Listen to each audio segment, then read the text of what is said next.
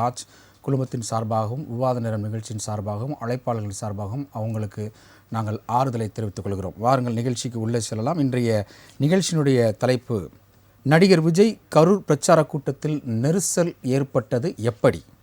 விஜய் தாமதமாக வந்ததே உயிர் பலிக்கு காரணம். காவல்துறை வதந்திகளையும் அவதூறுகளையும் பரப்ப வேண்டாம். முதலமைச்சர் ஸ்டாலின் நீதி விசாரணைக்கு உத்தரவிட்டும் சிபிஐ விசாரணை கோரும் கட்சிகள். 41 பேர் பலியான சம்பவத்தில் அரசியல் லாபம் தேட முயற்சி நடக்கிறதா என்கின்ற அடிப்படையில் இன்றைய விவாத நிகழ்ச்சி பயணிக்க இருக்கிறது. இந்த ஸ்டாம்பெய்டு அப்படின்னு சொல்லுவாங்க, அதாவது நெரிசல், கூட்ட நெரிசல் என்பது பலியில் சிக்கி இன்று நேற்றில் கிட்டத்தட்ட 2001 முதல் தற்பொழுது வர நம்ம கணக்கெடுத்துக்கிட்டோம் அப்படின்னா சுமார் 3000, அதாவது குறிப்பாக 2001 முதல் 2022 வரை 3074 பேர் இந்திய அளவில் ஏற்பட்ட க்ரௌட் ஸ்டாம்பேட், அதாவது கூட்ட நெரிசலில் சிக்கி பலியாக இருக்கிறாங்க. இப்போ 2017 முதல் அடுத்து 2022 வரை மட்டுமே 92 சம்பவங்களில் 128 பேர் பலியாக இருக்கிறாங்க. ஆல் ஓவர் நம்ம இந்திய அளவில் நம்ம எடுத்துக்கிட்டோம் அப்படின்னா நம்ம நிறையா சொல்லலாம். அதில் 1981 குதுப் மினார் டெல்லியில் மின்தடை காரணமாக பீதியடைந்து மக்கள் தெரித்து ஓடி படிக்கட்டில் சிக்கிக்கொண்டு அந்த சிக்கலில் இருந்தது இறப்பு எண்ணிக்கை 45. அடுத்து கும்பமேளா, நாசிக் மகாராஷ்டிராவில் நடைபெற்ற கும்பமேளாவில் 2003ஆம் ஆண்டு இறந்திருக்கிறார்கள். 39 பேர் இறப்பு, 140 பேர் படுகாயம். இதில் கட்டுப்பாடின்றி கூட்ட நெரிசல் ஏற்பட்டதன் காரணமாக உயிரிழப்பு ஏற்பட்டிருக்கிறது. அடுத்து 2005 மந்தர் தேவி கோவில், அதில் அதிகபட்சமாக 300 பேர் வரை இறந்திருக்கிறார்கள். இதற்கு காரணம் என்ன அப்படின்னா, பள்ளம் படிக்கட்டு வழுக்கல் தீ விபத்து ஏற்பட்டதில் கூட்ட நெரிசலில் சிக்கி மக்கள் உயிரிழந்திருக்கிறாங்க. அடுத்து 2008 நைனா தேவி கோவில், ஹிமாச்சல பிரதேசம், நிலச்சரிவு என்கின்ற வதந்தியை கேட்டு மக்கள் பீதியடைந்து ஓடி 145 பேர் கூட்ட நெரிசலில் சிக்கி இறந்திருக்கிறாங்க. 2008 சாமுண்டா தேவி கோவில், ஜோத்பூர், ராஜஸ்தான், அதில் குறுகிய படிக்கட்டில் தள்ளுமுள்ளு ஏற்பட்டதன் காரணமாக நவராத்திரி திருவிழா அங்கே நடந்திருக்கு. அதன் காரணமாக 224 பேர் இதில் பலியாயிருக்கிறாங்க. அடுத்து இலவச பொருட்கள் பெற ஒரே நேரத்தில் கூட்டம் உட்புகுந்திருக்கு. இது எங்கே அப்படின்னா உத்தரப்பிரதேசம் மத நிகழ்ச்சியில். இதில் 63 பேர் உயிரிழந்திருக்கிறாங்க. அடுத்து கும்பமேளா 2013 36 பேர் உயிரிழந்திருக்கிறாங்க. இதெல்லாம் வடநாடுகளில் நம்ம பார்த்துக்கிட்டு இருக்கிறோம். இன்னும் நிறைய இருக்குது. அதில் நம்ம இந்திய அளவில் நம்ம பார்க்கும்போது ஒரு அரசியல் கட்சி கூட்டத்தில் 8 பேர் பலியாக இருப்பது சந்திரபாபு நாயுடைய தேர்தல் பரப்புரையில் நெல்லூர் குண்டூரில் 8 பேர் உயிரிழந்திருக்கிறாங்க. ஆனால் அரசியல் மாநாடு, அதாவது அரசியல் பரப்புரை என்கின்ற அடிப்படையில் 41 பேர் விஜயனுடைய கரூர் தேர்தல் பரப்புரையில் உயிரிழந்திருப்பது மிக பெரிய அளவிலான விஷயங்களில் பார்க்கப்படுகிறது.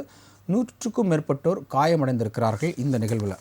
தமிழகத்தில் நம்ம எடுத்துக்கிட்டோம் அப்படின்னா 1992 மகாமகம், அதில் கிட்டத்தட்ட 50 பேர் உயிரிழந்திருக்கிறாங்க. இதுக்கு காரணம் என்ன அப்படின்னா, தண்ணீர் குளத்தில் ஆயிரக்கணக்கான பக்தர்கள் முண்டி அடித்து கொண்டு அந்த மகாமகத்தில் முங்கி எழுவதற்காக ஏற்பட்ட இந்த கூட்ட நெரிசலில் அவங்க உயிரிழந்திருக்கிறாங்க. இது நடந்தது 1992. அடுத்து 2022 மீனாட்சி அம்மன் சித்திரை திருவிழாவில் 2 பேர் உயிரிழந்திருக்கிறாங்க. அதுக்கடுத்து சமீபமாக 6 அக்டோபர் 2024 சென்னையில் நடந்த விமான சாகசத்தின் போது மூச்சுத்திணறல் காரணமாக 5 பேர் மூச்சுத்திணறல், இந்த வெயில், இந்த டீஹைட்ரேஷன், இதனால் 5 பேர் உயிரிழந்திருக்கிறாங்க. அடுத்து இலவச பரிசு பொருட்கள், அதாவது 2005 டிசம்பரில் வெள்ளம் பாதித்தவர்களுக்கான ரிலீஃப் ஃபண்டு காலையிலேயே வழங்கப்படும் அப்படின்னு சொன்னதில் கிட்டத்தட்ட 42 பேர் உயிரிழந்திருக்கிறாங்க. இது ஒரு தமிழக அரசின் சார்பாக கொடுக்கப்பட்ட ஒரு முகாமில் அதாவது நேரம் முந்தைய அறிவிக்கப்பட்டதன் காரணமாக அதை பெறுவதற்கு மக்கள் முன்றி கொண்டு 42 பேர் உயிரிழந்திருக்கிறாங்க. அதுக்கடுத்து 2023, இது 2025 ஏடிஎம்கே பீரியடு. 2023 நம்ம பார்க்கும்போது டிஎம்கே பீரியடில் வாணியம்பாடியில் இலவச வேஷ்டி சேலை வழங்கும் நிகழ்ச்சியில் 4 பெண்கள் உயிரிழந்திருக்கிறாங்க. அது மட்டும் இல்லாமல் சமீபத்தில் கர்நாடகாவில் ஆர்சிபி வெற்றி கோப்பை கொண்டாட்டத்தில் 11 பேர் உயிரிழந்திருக்கிறாங்க.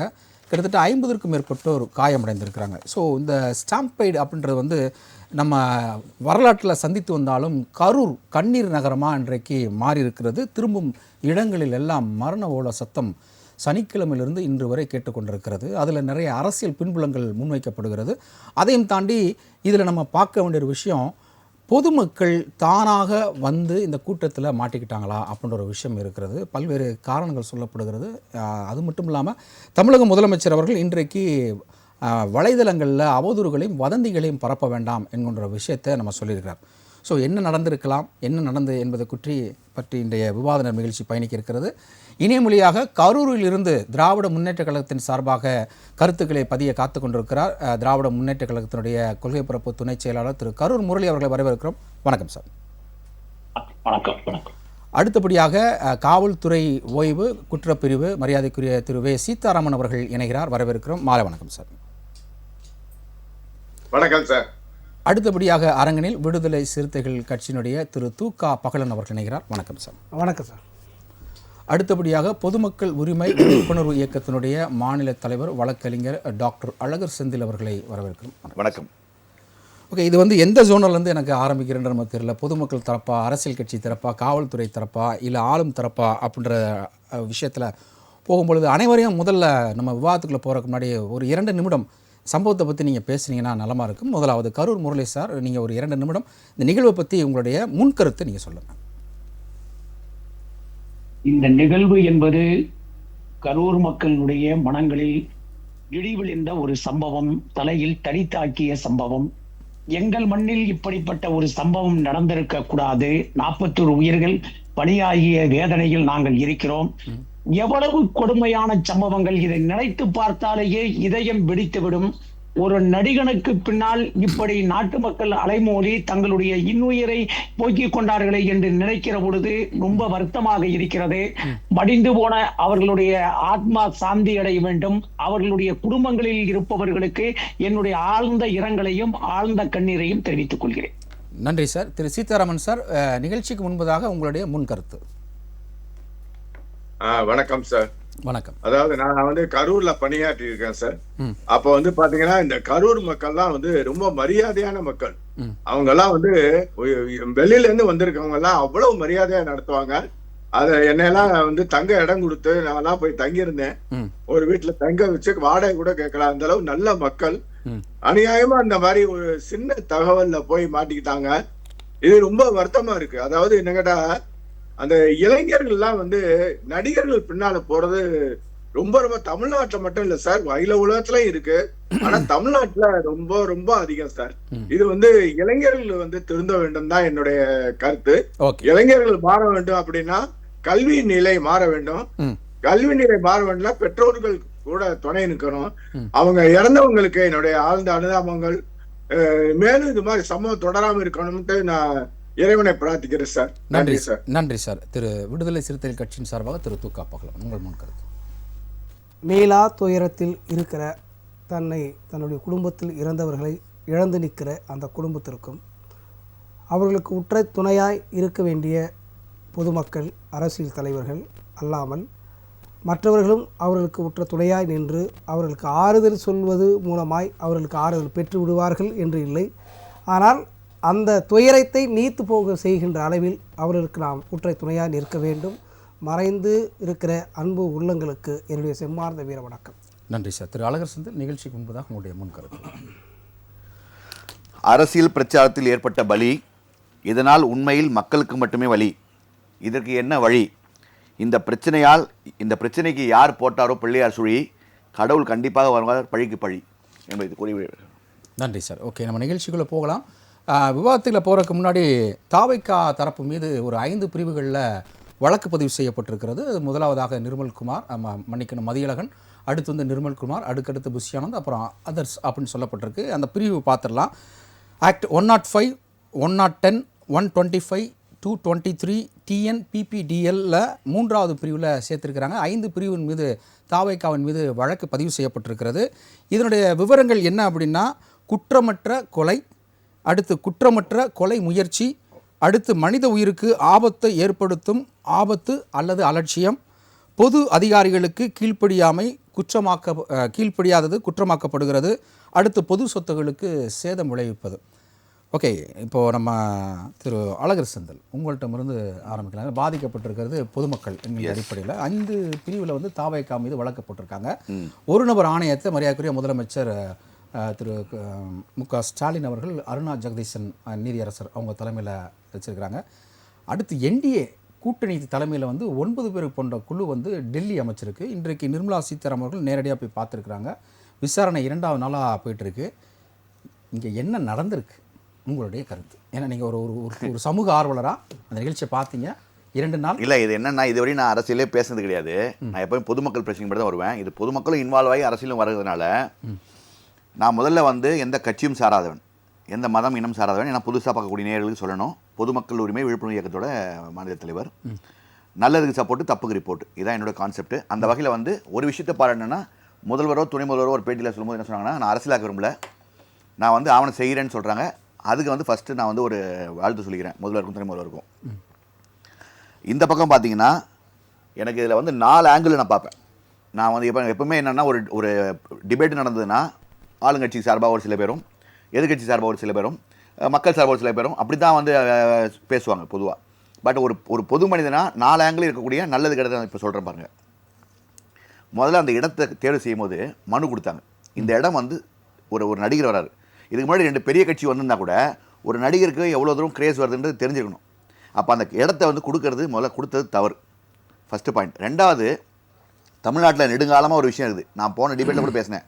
காவல்துறையிட்ட ஒரு அனுமதி கேட்டு நம்ம ஒரு நிகழ்ச்சிக்கு வந்து ஒரு கடிதம் கொடுத்தோம்னா, நாளைக்கு நிகழ்ச்சினா இன்றைக்கி சாயங்காலம் வரையும் நான் கெஞ்சிக்கினே இருக்கணும், ஐயா அனுமதி கொடுங்க, ஐயா அனுமதி கொடுன்னு கேட்கணும்.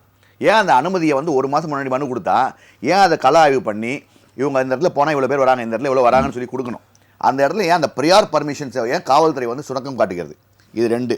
3வது, அவர் விஜய் அவர்களுக்கு நான் நேரடியாக சொல்கிறேன். நான் வந்து நீங்கள் வாங்க, அரசியல் வாங்க, வராதிங்க போகணும், அதெல்லாம் எதுவும் சொல்ல. நீங்கள் கத்தியை சுழட்டுறீங்க. யாரை சுழட்டுறீங்க? மாநில அரசை எடுத்து சுழட்டுறீங்க, மத்திய அரசை எடுத்து சுழட்டுறீங்க, எல்லா கட்சியும் எடுத்து சுழட்டுறீங்கன்னா சினிமா வேறு, அரசியல் வேறு. நான் ஓப்பனாக சொல்கிறேன், நீங்கள் நல்லா வாங்க, வந்து நீங்கள் முதலமைச்சராக கூட வரணும்னா வாங்க, நல்லா ஆளுங்க, எனக்கு அது கவலை இல்லை. ஆனால் நீங்கள் இவ்வளோ தூரம் கத்தியை சுற்றும் போது உங்களை மட்டும் நீங்கள் பாதுகாத்துருவீங்க, ஆனால் உங்கள் சுற்றி இருக்கவங்க எல்லாரையும் பாதுகாக்கணுன்ற எண்ணம் வரணும். என்னென்னா, சினிமாவில் எல்லா விலையும் அடிச்சிடலாம், நிஜத்தில் அரசியலில் அப்படி அடிக்க முடியாது. நீங்கள் யோசிக்கணும். கரண்ட்டை கட் பண்ணிட்டாங்கன்றீங்க, குழந்தைங்களை கூட்டிகிட்டு வந்து முதல்ல அந்த பேரண்ட்ஸை நான் வந்து அவங்க மேலே கேஸை ஃபைல் பண்ணும். குழந்தைங்களை ஏன் கூட்டிகிட்டு வரீங்க? முதல்ல யார் குழந்தை? உதாரணத்துக்கு வந்து அதாவது 18 வயது கீழே உள்ளவர்கள் இருசக்கர வாகனங்களை ஓட்டினா அவங்க பேரண்ட்ஸ்க்கு வந்து அதெல்லாம் சும்மா ஏட்டுச்சுர கை தான். இன்னைக்கு வரையும் எங்கே எத்தனை ஸ்கூலில் இன்னைக்கு ரோட்டில் ஓட்டாமல் இருக்காங்க? யார் கண்டுக்கிறாங்க? அதெல்லாம் கண்டுக்க சும்மா அதெல்லாம் பேருக்கு சொல்கிறாங்க. இந்த பாயிண்ட்டுக்கே வந்துடுறேன். அப்போது நான் விஜய் அவர்களுக்கு சொல்கிறேன், நீங்கள் வந்து சினிமாவில் வர மாதிரி எல்லா பக்கமும் துப்பாக்கியில் வர மாதிரி எல்லாத்தையும் ஷூட் பண்ணுறது, அது வந்து வேற. இங்கே வந்து ரொம்ப கஷ்டம். அப்படி இருக்கும்போது நீங்கள் இன்னும் எவ்வளோ எச்சரிக்கையாக இருக்கணும். இந்த இடத்துல கொடுத்துருக்காங்க. அப்போ அந்த இடத்துல இன்னொரு விஷயம் என்னென்னா, நம்ம அமைச்சர் அன்பில் சார் வந்துட்டு சொன்னார், கண்டிஷனை ஃபாலோ பண்ணுங்கன்னு சொல்லி ஒரு சொன்னதான் எனக்கு இல்லை, எங்கள் பப்ளிக்லேயே சொல்கிற விஷயம். அந்த ட்ரைனேஜை மூடுங்கடான்னு சொல்லியிருக்கலாம், குழியை மூடுங்கடான்னு சொல்லியிருக்கலாம், ஆம்புலன்ஸை கூட்டத்தில் விடாதீங்கடான்னு சொல்லியிருக்கலாம். அதெல்லாம் ஏன் சொல்லலை? இதெல்லாம் கூட பரவாயில்ல. அங்கேருந்து கரூர் வந்து 80 கிலோமீட்டர், அங்கேருந்து வந்து அழுது கண்டிஷனை கேட்டீங்க. கொஞ்சம் வருஷம் 2 வருஷம் 1 வருஷம் முன்னாடி கள்ளக்குறிச்சி கல்வராயன் மலையில் 60 பேர் செத்து போனாங்க. அன்றைக்கி நேரம் இதே அன்பில் சார் வந்து மாவட்ட ஆட்சியை பார்த்து ஏன் கண்டிஷனை ஃபாலோ பண்ணலையா, எஸ்பியை பார்த்து ஏன் கண்டிஷன் ஃபாலோ பண்ணலையான்னு கேட்டுருக்கலாமே. அன்றைக்கி ஏன் கண்டிஷன் ஃபாலோ பண்ணாமல் அந்த காய்ச்சல் விட்டாங்கன்னு கேட்டுக்கலாம். அன்றைக்கி யாருமே அழலை, 60 பேர் செத்து போயிட்டாங்க. அன்றைக்கி ஏன் அன்றைக்கி யாரும் வந்து செய்யலை? ஏன் அன்றைக்கி வந்து அழலை? எனக்கு ரொம்ப மருத்துவம்னா கடைசியில் யாருனாங்கன்னா நாங்கள் மட்டும்தான் கஷ்டப்படுறோம். நாங்கன்ற மீன்ஸ் யார்? மக்களை கஷ்டப்படுறோம். இன்னொன்று மக்களுக்கு சொல்கிறேன், இவர் அண்ணன் போலீஸ்கார அண்ணன் சொன்ன மாதிரி தயவு செய்து நடிகளை ரசிங்க. நானும் நடிகளை மதிக்கிறேன், ரசிக்கிறேன். ஆனால் வீட்டில் ரசிங்க, அதோட ஒரு லைன் இருக்கணும். நானும் நடிகரை 10 முன்னாடி வந்தேன். ஆனால் இப்படிலாம் கூப்பிட்டு ஓடியாந்து நின்று ஒரு இடத்துல அதாவது ஒரு ஸ்கொயர் மீட்டரில் ஒருத்தர் 2 பேர் தான் நிற்கலான்னா 5,000 பேர் நிற்கிறான். அதில் நிற்கலாமா? முதல்ல 1. 2வது, அந்த மாவட்டத்தில் மீட்டிங் போடுறாங்க. அந்த மாவட்டத்தில் மீட்டிங் போட்டால் அந்த மாவட்ட மக்கள் வரட்டும். எதுக்கு திண்டுக்கல்லேருந்து ஈரோடுலேருந்து படையிருந்து வரீங்க? அப்போ இந்த இடத்துல வந்து அந்த இடத்துல ஜாஸ்தியாகும்ல. இதெல்லாம் யார் பண்ணணும்னா, விஜய் கூட இருக்கவங்க ஆர்கனைஸ் பண்ணால் மட்டும் பார்த்தாது, சாணக்கியத்தனம் கம்மி. நீங்கள் சாணக்கியனாகவும் இருக்க வேண்டும். வெறும் சண்டையை மட்டும் போட்டுட்டு இருந்தால் கண்டிப்பாக இது பிரச்சனையே வரும். இது பிரச்சனையை உண்டு பண்ணியிருக்காங்க. 2வது பாயிண்டில் பார்த்தீங்கன்னா, அந்த இடம் மட்டும் இல்லாமல் டைம் மெயின்டெனன்ஸ். காலைல 8:45 வரணும்னு சொல்கிறாங்க. நீங்கள் இங்கேருந்து 8:40 கிளம்புனீங்கன்னா ஷூட்டிங்க்கு நம்ம லேட்டாக போகலாம். ஆனால் 8:45 இங்கேருந்து கிளம்பி இனிமே நீங்கள் லேட்டாக போய் அங்கே போக வேண்டிய டைமுக்கு வரலன்னா இது எந்த வகையில் நியாயம்? ஆக்சுவலாக இந்த இடத்துல நான் உங்கள்கிட்ட இன்னொரு விஷயம் கேட்கணும். 8:45 நாமக்கல், 11 o'clock வந்து கரூர். சரிங்க. ஆனால் அங்கே வந்து அவங்க கொடுத்துருந்த எஸ்டிமேட்டட் டைம் அப்படின்னு பார்த்தீங்கன்னா 3 to 8. ஆமாம், இல்லை இது வந்து கரூரில் நாமக்கல் வந்து 8 to 2. சரிங்க. ஸோ இந்த மாதிரி தான் வந்து எஸ்டிமேட் டைம் போட்டாங்க. அந்த எஸ்டிமேட் டயத்துக்குள்ளே அவங்க முடிச்சுட்டு தானே போகிறாங்க. முடிச்சு போயிட்டாங்க. இங்கே எத்தனை மணிக்கு சார் வரணும்?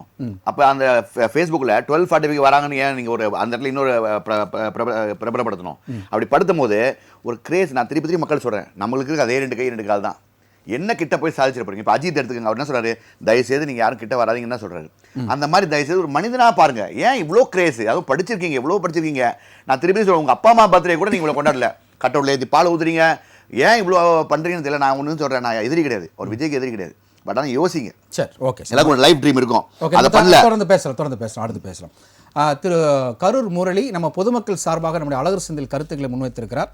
இப்போ என்ன ஒரு கேள்வி எழுகிறது அப்படின்னா வந்து, அரசு இயந்திரம் உடனுக்கு உடன் செயல்பட்ட இந்த கரூர் விவகாரத்தில் மற்ற விவகாரத்திலையும் ஏன் செய்யலை அப்படின்ற ஒரு விஷயத்தை முன்வைக்கிறாங்க. இது நம்ம அரசியலை நம்ம பார்க்க வேண்டாம், அரசு இயந்திரத்தினுடைய அந்த நடவடிக்கையை நம்ம பார்க்கலாம். அது பற்றி உங்களுடைய கருத்து? அதாவது கரூரிலே இப்படி ஒரு சம்பவம் நடந்திருப்பது, மிக மிக துயரமான சம்பவம் நடந்திருப்பது, கண்ணீர் விடக்கூடிய ஒரு சம்பவம் எங்கள் மண்ணில் நடந்திருப்பது. அந்த நிகழ்ச்சியை நாங்கள் எல்லாம் பார்த்த பொழுது எங்கள் இதயம் வெடித்து விட்டது. இப்படிப்பட்ட ஒரு கொடுமை எங்கள் மண்ணிலே நடந்து விட்டதே, அது இந்த தமிழ் மண்ணிலே நடந்து விட்டதே, கல்வியில் சிறந்த தமிழ்நாடு என்று போற்றப்படுகிற இந்த தமிழ்நாட்டில் நடந்து விட்டதே என்பதிலே எங்களுக்கு பெரிய வருத்தம் இருக்கிறது. ஒன்றும் கிடையாது. எனக்கு முன்னால் பேசிய அண்ணன் அழகர் செந்தில் அவர்கள் சொன்னார்கள், இந்த பாருங்க அந்த இடத்தை ஒதுக்குனது சரியான, ஆனா அவங்க கேட்ட இடம் எந்த இடம் தெரியுங்களா? லைட் ஹவுஸ் கார்னர் ஒரு இடம். ஐயா காவல்துறை அதிகாரி அவர்களுக்கு நன்றாக தெரியும். அவர் முகத்தை பார்த்த பிறகு நான் எங்கோ இவரை பார்த்திருக்கிறேன் என்று கொஞ்சம் யோசித்து பார்த்தேன். அதன் பிறகு எங்கள் கரூரிலே இருந்தவர் என்று இப்பொழுதுதான் எனக்கு ஞாபகத்திற்கு வருகிறது. அந்த கரூரிலே லைட் ஹவுஸ் கார்னர் என்று சொல்லப்படுகிற ஒரு இடத்தை கேட்கிறார்கள். அந்த இடத்துல இந்த பக்கம் பார்த்தோம், 5 இடம் சார். அதுல ஒண்ணு லைட் ஹவுஸ்க்கு, அதுக்கப்புறம் வந்து காந்தி ரவுண்டானா. அத சொல்றேன், ஒவ்வொன்றும் சொல்றாங்க, கேட்ட இடத்தை சொல்றேன். அதாவது இந்த பக்கம் பார்த்தால் பெட்ரோல் பங்கு, இந்த பக்கம் பார்த்தால் பாலம், இந்த பக்கம் பார்த்தால் தடுப்பு சுவர், எங்கேயும் போக முடியாது. குறைந்தபட்சம் அங்க எவ்வளவு பேர் நிக்கலாம் என்று சொன்னால் ஒரு 1000 பேர் 1500 பேர் நிற்கலாம். அந்த இடத்தை கேட்கிறார்கள். காவல்துறை சொல்லுகிறது முடியாது, இது பாதுகாப்புக்கு உகந்த இடமாக இல்லை என்று அவர்கள் முடிவு செய்துவிட்டு அந்த இடத்தை ஒதுக்கவில்லை. அதன் பிறகு அவர்கள் கேட்கிற இடம் எந்த இடம் என்று கேட்டால் உழவர் சந்தை. உழவர் சந்தை என்பது எப்படி என்று கேட்டால் ஒரு 500 பேரை வைத்துக் கொண்டு பொதுக்கூட்டம் நடத்த வேண்டிய இடத்தை கேட்கிறார்கள். அந்த இடத்திலே கூட்டம் நடத்தினால் கண்டிப்பாக பிரச்சனை வரும். அந்த பிரச்சனைகளை இன்னும் சொல்ல போனால் இந்த கூட்டம் அங்கே வந்திருந்தது என்று சொன்னால் 41 பேர் அல்ல, கிட்டத்தட்ட 4000த்திற்கு மேற்பட்ட பேர் மடிந்து போயிருப்பார்கள். காவல்துறை அந்த இடத்தையும் தர மறுத்து நீங்கள் வந்து வேலுச்சாமிபுரம் என்று கேட்கிறார்கள். சரி, வேலுச்சாமிபுரத்தில் வைத்துக் கொள்ளுங்கள் என்று சொல்கிறார்கள். ஏனென்று கேட்டால் வேலுச்சாமிபுரத்தில் அதற்கு 2 நாளைக்கு முன்பாக தான் அதிமுகவினுடைய பொதுச் செயலாளராக இருக்கிற எடப்பாடி பழனிசாமி அவர்கள் அந்த இடத்திலே வந்து பேசுகிறார்.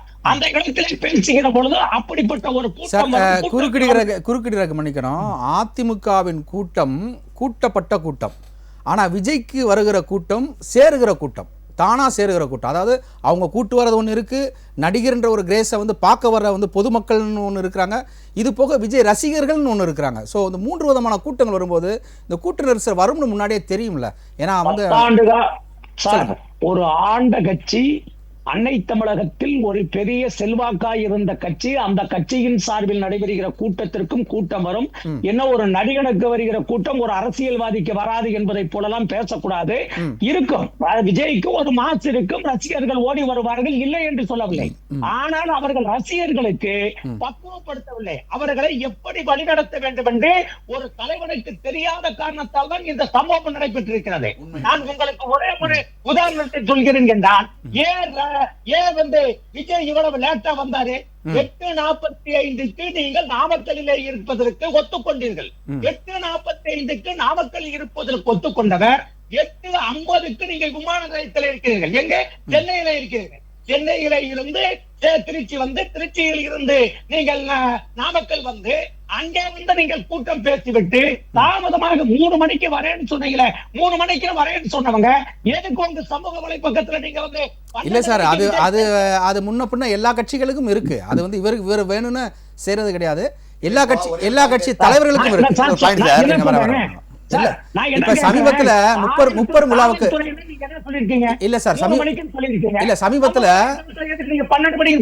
சரி, சமீபத்துல முப்பெரும் விழாவுக்கு முன்னாடி நம்முடைய மரியாதைக்குரிய தமிழக முதல்வர் மு.க. ஸ்டாலின் ஐயா அவர்கள் சுற்றுப்பயணத்துல இருக்கும்போது அவர் சொல்றாரு, நான் குறித்த நேரத்துல வரணும்னு நினைச்சேன், ஆனா ரோட் ஷோல மக்கள் என்னை பார்த்து அளவலாவதுனால கொஞ்சம் லேட் ஆயிருச்சு, மன்னிக்கணும், தாமதத்துக்கு மன்னிக்கணும்னு கேட்டாரு. இது எல்லாம் நடக்கிற சகஜம் தானே? சரி, 30 விழா 8 லட்சம் பேர் கலந்துட்டாங்க. கேட்கிறேன், நாங்க 30 விழா நடத்தணும் இல்ல, நாங்க 30 விழா நடத்துகிற பொழுது நடத்துகிற இடத்திற்கு முன்னால் 1 லட்சம் சேர், 1 லட்சம் சேரில் உட்கார்ந்தது மட்டுமல்ல, கிட்டத்தட்ட 3 லட்சம் பேர் அன்னை தமிழகத்தில் இருந்து எல்லா திசைகளிலும் வந்தார்கள். அப்பொழுது பார்த்தீங்கன்னா கூட்டம் நடக்கிற பொழுது மழை வருகிறது. மழை வந்த போது கூட மழையில நிறைந்து கொண்டு ஒரு அசம்பாவிதம் கூட நடக்காமல் அந்த கூட்டத்தை நாங்கள் பக்குவமாக நடத்தி வெற்றிகரமாக நடத்தி இருக்கிறோம் என்றால், அனுபவம் மிக்க ஒரு அரசியல் கட்சியினுடைய தலைவர், அரசியல் கட்சி இப்படி ஒரு நிகழ்ச்சி நடத்திருக்கிறது. நான் கேட்கிறேன் சார், நீங்க 7 மணி நேரம் 8 மணி நேரம் கழிச்சு வரீங்களே, அந்த மக்களுக்கு ஏதாவது ஒரு தண்ணி வாங்கி கொடுத்தீங்களா? தண்ணி டீ வாங்கி தர வேண்டாம் சார், நீங்க சாப்பாடு வாங்கி தர வேண்டாம் சார், ஒரு தண்ணி பாட்டிலாவது கொடுக்கணும்னு ஒரு என்ன வந்துச்சா ஒரு தலைவருக்கு? நீங்க பாதுகாப்பா வரணும்னு நினைக்கிறீங்களே, ஏசி வச்ச பஸ்ல வரணும், உங்க மேல சூரிய ஒளி படக்கூடாது, குடுக்கணும்னு வரணும், ஆனா உங்க தொண்டர்கள் மட்டும் வெயில்ல காஞ்சு போய் கிடக்குறாங்களே, அவங்களுக்கு ஒரு தண்ணி பாட்டிலாவது நீங்க ஏற்பாடு பண்ணீங்கன்னாங்க. தண்ணி பாட்டில கூட ஏற்பாடு பண்ணல. நாங்க வந்து 30 விழா நடத்திய பொழுது 1 லட்சம் சேரிலும் ஒவ்வொரு சேரிலும் பார்த்தீர்களானால் 1 லிட்டர் 1 பாட்டில் தண்ணீர், அது மட்டுமல்ல ஒரு பிஸ்கட் பாக்கெட், அதே போல ஒரு ஸ்வீட் என்று வைத்து அந்த இடத்தில் வைத்து அவர்களுடைய கலப்பை போக்குவது மட்டுமல்ல, பசியை போக்குவதற்கு அவர்களுக்கு உணவு ஏற்பாடு செய்து ஒரு நிகழ்ச்சியை நடத்தினார். நீங்க தான் ஒரு மாஸ் லீடர்னு சொல்றீங்களே, உங்களுக்கு ஒரு கூட்டம் வரும்னு சொல்றீங்களே, ஒரு கூட்டம் நடத்துறது கூட எப்படி தெரியலையே சார்? ஒரு கூட்டத்தை நீங்கள் வழிநடத்த தெரியாதவர் இல்ல முரளி சார், இது வந்து நீங்க நடத்துனது வந்து முப்பெரும் விழா ஒரு அரங்கத்துக்கு, ஒரு கிரவுண்டுக்குள்ள நீங்க பண்ணீங்க. அதே தான் மதுரையிலையும் விக்ரவாண்டி வீசாலையிலும் பண்ணாரு. அங்க வந்து கூட்ட நெரிசல் இல்ல, உயிரிழப்பு இல்லையே. சோ ஒரு திடல்ல நடத்துறதுக்கும் ஒரு சாலையில நடத்துறதுக்கும் வித்தியாசம் இருக்குல்ல சார்? விக்ரவாண்டில ஒண்ணும் மரணம் இல்லையா? விக்ரவாண்டில 6 பேர் மரணம் அடைஞ்சிருக்காங்க, மதுரையில 4 பேர் மரணம் அடைஞ்சிருக்காங்க. அப்ப ஒண்ணு கிடையாது, ஒரு சின்ன அதெல்லாம் விபத்து, சாலை விபத்துகள்ல மரணம் அடைஞ்சிருக்காங்க. சார், நான் அவர் சொன்ன ஒரே ஒரு செய்தியை சொல்றேன். அந்த கட்சியினுடைய பொதுச் செயலாளராக இருக்கிற ஆனந்த் அவர்கள் ஒரு ஆடியோவில் பேசிய செய்தி வெளியாகி இருக்கிறது. என்ன சொல்லி இருக்கிறார் என்றால், விக்ரவாண்டில நல்ல வேலை தப்பிச்சுக்கிட்டப்பா, 420 பேர் மயக்கம் போட்டானுங்கப்பா, 421 ஏதாவது போயிருந்தானுக்கு இது பிரச்சனை ஆயிருக்கும்பா, தப்பிச்சுக்கிட்டோன்னு சொல்றாரு. இது வந்து ஆடியோவா வந்திருக்குதுன்னு சொல்றாங்க. அது மட்டுமல்ல, இதே நாமக்கல்ல 48 பேரு மயக்கம் போட்டு கீழே விழுந்திருக்காங்க. ஒரு தலைவனுக்கு தன்னுடைய கட்சியினுடைய நீங்க சொல்றது, அதாவது தலைவனா இருந்தா மட்டும் பத்தாது, கூட்டத்தையும் கட்டுப்படுத்துகிற ஒரு வசீகரம் வேணும், ஆற்றல் வேணும். Okay sir, okay. இதை மட்டும் சொல்லுகிறேன் கேளுங்கள். கடமை, கண்ணியம், கட்டுப்பாடு என்று அண்ணா தன் தம்பிகளுக்கு சொன்னதை எங்கள் தலைவர் கூட்டங்களுக்கு நாங்க போவோம். நான் வந்து பொதுக்கூட்டங்களை அதிகம் கேட்கக்கூடியவர். பொதுக்கூட்டத்திலே ஒரு சலசலப்பு வந்தது என்றால் எங்கள் தலைவர் அடுத்த நிமிடத்தில் ஒளிபெருக்கிக்கு முன்னால் வருவார். எங்கள் தலைவர் வந்து சொல்லுவார், இதோ அவர்கள் அண்ணா போதித்த கடமை, கண்ணியம், கட்டுப்பாடோடு இந்த இயக்கம் இருக்க வேண்டும், ஆகவே தொண்டர்கள் கட்டுப்பாடோடு இருக்க வேண்டும் என்று தலைவர் ஆணையிட்டார். யார் எங்கள் தலைவர் கலைஞராக இருந்தாலும், முத்துவேல் கருணாநிதி ஸ்டாலினாக இருந்தாலும் கட்டளையிட்டால் அடுத்த நிமிடத்தில் கட்டுப்படக்கூடிய தொண்டர்களை கொண்டிருக்கின்ற ஒரே அரசியல் இயக்கம் இந்தியா. ஓகே சார், நான் புரிஞ்சுக்கிட்டேன். ஓகே, அடுத்து நம்ம ஓய்வு பெற்ற காவல்துறை அதிகாரி திரு சீதாராமன் அவர்கள் சார். சார், நீங்கள் கரூரில் இருந்திருக்கிறீங்க, அந்த விஷயத்தை நீங்கள் பதிவு பண்ணீங்க. இந்த விவகாரத்தில் பல்வேறு அரசியல் சூழ்ச்சிகள் இருக்குது, சிபிஐ வந்து விசாரணிக்கணும், தமிழக அரசின் சார்பாக ஆணையமோ இல்லை காவல்துறை விசாரித்தா உண்மை வெளியே வராது அப்படின்னு சொல்லிட்டு தாவைக்கா தரப்பில் வந்து இன்றைக்கு மதுரை சென்னை உயர்நீதிமன்ற கிளையில் வந்து மனு தாக்கல் பண்ணப்பட்டிருக்கு. நீங்கள் ஒரு ஒரு ஒரு ரிட்டையர்டு போலீஸாக நீங்கள் இதை எப்படி பார்க்குறீங்க? உங்களுடைய கழுகு பார்வை என்ன சார் வணக்கம். வணக்கம். நிர்வாகத்திற்கும் அலுவலர்களுக்கும் மிக்க நன்றி சார். ஒன்னே ஒண்ணு சொல்றேன், இப்போ ஃபர்ஸ்ட்ல இருந்தே சொல்லிடுறேன். இப்போ வந்து தாமதமாக வந்தேன்னு சொல்லி நீங்க சொல்லியிருக்கீங்க. அவர் வந்து ரொம்ப தாமதமா வந்தாங்க, அதனால கூட்டத்துல இது மாதிரி எல்லாம் வந்தது அப்படின்னு. நான் வந்து 1974 காலேஜ் படிச்சுட்டு இருக்கும் போது எம்ஜிஆர் வந்திருந்தா சார். காரைக்குடி அலப்பா காலேஜ்ல படிச்சுட்டு இருந்தேன். எம்ஜிஆர் வந்திருந்தா சார்.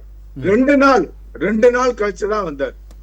2 நாள் அந்த கூட்டத்தை கண்ட்ரோல் பண்ணிட்டு இருந்தாங்க கட்சிக்காரங்க. சரி, பொதுவாவே சொல்றேன், நீங்க அப்ப தண்ணி பாட்டுல, இப்போ அப்பெல்லாம் தண்ணி பாட்டுல கிடையாது, பெரிய பெரிய ட்ரம்ல தண்ணி வச்சிருப்பாங்க.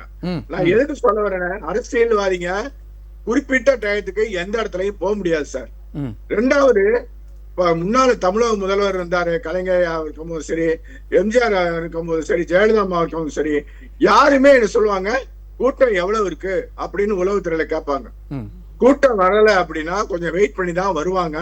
இது அரசியல்வாதிகளுடைய தாழ்வு. இதை வந்து மாத்தவே முடியாது. அவங்கவங்க தன்னுடைய கூட்டத்தை பார்க்கணும், கூட்டத்தை வரணுங்கிறதுக்காக சார் முயற்சி பண்ணுவாங்க. சோ எல்லாருமே கூட்டம் வந்தா தான் கிளம்புவாங்க. 2வது, இவங்க வந்து கரூர்ல கொடுத்திருக்கிற டைம் 7 மணி நேரம் கொடுத்திருக்காங்க. எப்ப 3 மணில இருந்து ராத்திரி 10 மணி வரைக்கும் கொடுத்திருக்காங்க. அதுக்குள்ள நீங்க எப்ப வேணாலும் வரலாம். 2வது, இந்த இன்சிடென்ட்டுக்கு மூல காரணம் என்னங்கிறத நம்ம பார்க்கணும். இந்த மூல காரணம் என்ன கேட்டீங்கன்னா, கூட்டத்துல அவரை பார்க்க போற தள்ளுமுள்ளு, அவரை பார்க்கணும், கிட்டக்க போய் பார்க்கணுங்கிற ஒரு தள்ளுமுள்ளதான் இந்த கூட்டம் நடந்திருக்கு. அதுலதான் பயந்து விழுந்திருக்காங்க. 2வது, இந்த டிரான்ஸ்ஃபார்ம் மேல ஏற போறாங்க, அதனாலதான் நாங்க லைன் ஆஃப் பண்ணோம்னு சொல்றாங்க. சார், ஒரு விஐபி இப்போதைக்கு எங்களுக்கு வந்து பாத்தீங்கன்னா, விஜய் வந்து ஒரு விஐபி, விவிஐபின்னு பந்தோபஸ்ல 2 இருக்கு சார். விவிஐபி பந்தோபஸ்ல டிரான்ஸ்ஃபார்முக்கு எப்படி பாத்தீங்கன்னா, இப்ப அமித்ஷா டெல்லியில இருந்து வராங்க, உள்துறை அமைச்சர், அதே மாதிரி நம்ம சிஎம் வராங்க, அப்படின்லாம் விவிஐபி பந்தோபஸ்த். அப்ப வந்து ஒரு டிரான்ஸ்ஃபார்முக்கு அந்த இபி சம்பந்தமா இருக்கிற ஒரு பெரிய ஆபீசர் இருப்பாங்க, போர்மன் இருப்பாங்க, லைன்மேன் இருப்பாங்க, போலீஸ் வந்து 10 பேர் இருப்பாங்க. யாரு கிட்டக்க வரக்கூடாதுங்கிறக்காண்டி இருப்பாங்க. விஐபிக்கு அதே மாதிரி போர்மன் இருப்பாங்க, போலீஸ் குறைச்சிருக்கும், அது கிட்டக்க யாரும் வரவிட மாட்டாங்க. இது வந்து நடக்கக்கூடிய சம்பிரதாயங்கள். இது எதுவுமே இவங்க பண்ணல சார். போலீஸ் வந்து கொஞ்சம் அசால்ட்டா எடுத்துட்டாங்கிறது என்னுடைய குற்றச்சாட்டு. இந்த இடத்துல உளவுத்துறையில நிறைய போலீஸ் வரணும், உள்ள மப்டில நிறைய இடத்துல போகணும். அதெல்லாம் கொஞ்சம் ஸ்லாக்கா இருக்கிறாங்க. நாங்கெல்லாம் வந்து மப்டில பக்கத்து மாவட்டத்துல இருந்து 50-60 பேர் மப்டில இருப்போம் சார். அந்த பந்தோபஸ்ல பாத்தீங்கன்னா எந்த பிரச்சனையும் வரக்கூடாது அப்படிங்கிறது, எந்த அளவுக்கு யூனிஃபார்முக்கு முக்கியத்துவம் கொடுக்குறாங்களோ அதே அளவுக்கு எங்க மாதிரி உளவுத்துறை ஒரு 50 பேராவது இருப்போம். அதெல்லாம் வந்து ஸ்லாக், ரொம்ப ஸ்லாக்கா விட்டுருக்காங்க. விஜய் வந்து கண்ட்ரோல் பண்ணணும், மக்கள் கண்ட்ரோல் பண்ண முடியாது சார். அப்ப வந்து 74 எம்ஜிஆர் என்ன சொல்லுவாங்க, ரசிகர்களை விசிறடிச்சா கொஞ்சம் பாருங்க சார். நான் எல்லாம் இப்ப பேர் வாங்கியிருக்கேன், அதைத்தான் சொல்றேன். எல்லா இடத்துலயும் நடிகர்கள்கிட்ட இருக்கிற ஃபாலோவர்ஸ் வேற, அரசியல்வாதி. அன்றைக்கு எம்ஜிஆருக்கு விசிறடிச்சாம் குஞ்சு, இன்றைக்கு விஜய்க்கு அணில் குஞ்சுகள், அவ்வளவுதான் வித்தியாசம். அரசியல்வாதிகள்கிட்ட இருக்கிற ஃபாலோவர்ஸ் வேற சார். இது மாதிரி நடிகர்கிட்ட இருக்கிற ஃபாலோவர்ஸ் வேற. நடிகர்கிட்ட இருக்கிறவங்க கிட்ட அந்த சார் சொல்ற கடமை கட்டுப்பாடு எடுபடாது. அவங்க வந்து என்ன பண்றோம், ஏது செய்யறோம்னு அவனுக்கே தெரியாது. அவங்க தலை மேல, தோல் மேல எல்லாம் ஏறிட்டு போயிருக்காங்க சார். தோல் மேல, இன்னொருத்தோட தோல் மேல ஏறி போய் கேட்டா டிக்கெட் எடுப்பான் பாருங்க, சினிமா கோட்டையில தியேட்டர்ல டிக்கெட் எடுக்கும்போது பாத்தீங்கன்னா தோல் மேல ஏறிட்டு போய் டொவான்னு விழுவாங்க. அந்த மாதிரி சார் கண்ட்ரோல் பண்ணவே முடியாது. நடிகர்கள் கண்ட்ரோல் பண்ண முடியாது. அதான் ரஜினிகாந்த் வந்து இது நல்லா அவர்கிட்ட போய் எக்ஸ்பிளைன் பண்ணி கேட்டுட்டு இது நமக்கு சரிபட்டு வராதுன்னு ஒதுங்கினார். இது வந்து மெயின் காரணம், உனக்கு கண்ட்ரோல் பண்ண முடியலன்னா நீ கட்சி நடத்தி பிரயோஜனம் இல்லை. அதுக்கு பேர் கட்சி இருக்க வேண்டாம், பேசாம ரசிகர் மன்றமாக எடுத்துட்டு போலாம். கட்சி நடத்தணும் அப்படின்னா முதல்ல ரசிகர்களை கண்ட்ரோல் பண்றதுக்கு ஒரு சரியான 2nd rank leader, 3rd rank leader, மாவட்ட செயலர், இவங்க எல்லாம் வந்து யாருமே கிடையாது சார். ஓகே சார், நான் முதல் சுற்று கருத்தை எடுத்துக்கிறேன். அப்படியே இணைப்புல இருக்கு. ஒன்னே ஒண்ணு சொல்லுங்க சார். நான் சொன்ன சிபிஐ கேஸ் கேட்டிருக்கீங்க, கண்டிப்பா ஒரு சிபிஐ என்கொயரி போட்டு உண்மையை சொல்லிட்டு போறான். நம்ம மேலதான் ஒரு இதுவும் கிடையாது இல்ல சார். அதனால தப்பே கிடையாது. சிபிஐ கேஸ் கொடுத்தா பிரச்சனையே இல்லாம எல்லாத்தையும் கண்டுபிடிப்பாங்க. அவங்களுக்கு தெரியும் சிபிஐக்கு இதைத்தான் சொல்ல போறான். போலீஸ்ல வந்து இருக்கிறவங்க தான் சிபிஐல இருக்கிறாங்க. இப்ப இங்க இருக்க தமிழ்நாட்டு போலீஸ் தான் சிபிஐல வந்து டெப்டேஷன் போறாங்க, சிபிஐல இருந்தவங்க தான் இங்க டெப்டேஷன் வராங்க.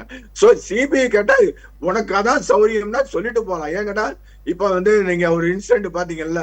சரி சார், நம்ம தொடர்ந்து பேசலாம் சார். இருங்க. அடுத்த அரங்கத்தில் இருக்கக்கூடிய விடுதலை சிறுத்தைகள் கட்சியினுடைய திரு து.க. பகலன் அவர்கள்.